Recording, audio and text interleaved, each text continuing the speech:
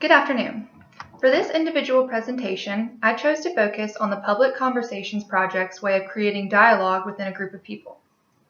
The PCP, or Public Conversations Project, seems to be extremely beneficial to all the people and groups they seek out to help. This organization designs dialogue events by either reaching out to specific groups or having them reach out to them for guidance on effective communication. They encourage individuals or groups to contact their program manager in order for them to have a discussion on what their intentions are and what goals they wish to accomplish when working with the PCP. After speaking with their program manager, they will then match you with a practitioner that they feel will be the most beneficial to you and your group. This practitioner will create a method of approach, a budget, and a timeline that best works for you. From examining just about every link on their website, I've noticed that this organization has a very large clientele. Their clients list range from colleges all across the country to businesses and even to other organizations such as the Environmental Protection Agency. As far as who comes to these events, there is a wide variety of groups and individuals. Those who attend the events are all looking to achieve common goals, such as creating an effective and respectful dialogue between people, especially when it comes to difficult or argumentative topics. Finding out a rough approximation of how many people attend these events was not an easy task, and even upon searching every crevice of that website, I was not able to find any information regarding the number of attendees at these events. I even went as far as acting as if I was about to buy a ticket to attend an event myself just to see if they would show a limit of some sort to how many people could come. But again, I came up empty-handed. From what I can assume, it looks as if the number of participants at these events range from small groups such as 3 to 5 people, all the way up to larger groups for big companies and organizations.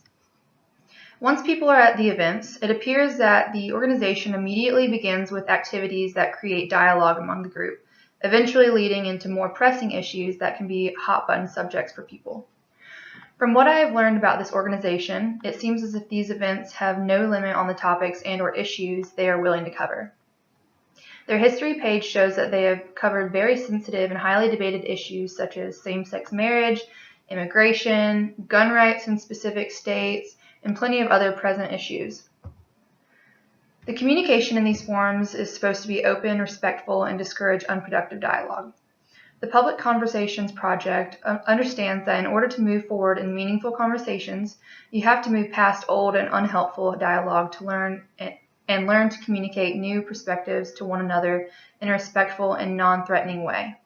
They wish to expand others' perspectives on specific topics, and they also encourage the group to explore new questions in order to create more dialogue that will hopefully lead to a better understanding for everyone. These programs are designed and facilitated towards benefiting off of social identity groups by using the specific groups to their advantage. For instance, if the social identity of a particular group is family-based, these programs are extremely helpful in creating communication for this group because their strategies that they use were actually developed by family therapists. Because of the way that they structure their events, they are able to facilitate any type of social identity group and teach them healthy and successful ways to communicate within their social identity group. Throughout this presentation, I have touched on a few of the goals that this organization has, but the ultimate goal of the Public Conversations Project is to aid people in having the conversations they desire about some of the most difficult topics. This goal is reinforced by using the method called reflective structured dialogue. In addition to their ultimate goal, they seek out to teach groups to avoid old or unhelpful additives to conversations, as well as instructing others on how to increase their abilities to listen and speak respectfully to those they are conversing with. This organization helps us all to understand that when it comes to social identities, conflict, and relational communication, each group you belong to comes with different conflicts and different ways of interacting with each other. For instance, if one of your social identity groups is family, you may be more honest about your opinions than you may be with a different group where the dispersion of equality isn't as equivalent as it is in your family. Also, the level of respectful conversation that is present can be dependent upon the group. The Public Conversations Project realizes that despite the differences between each social identity group, they are all capable of coming to a common ground during times of conflict if the communication is done correctly. Each group can come to an understanding if respectful dialogue is distributed evenly and honestly among the group.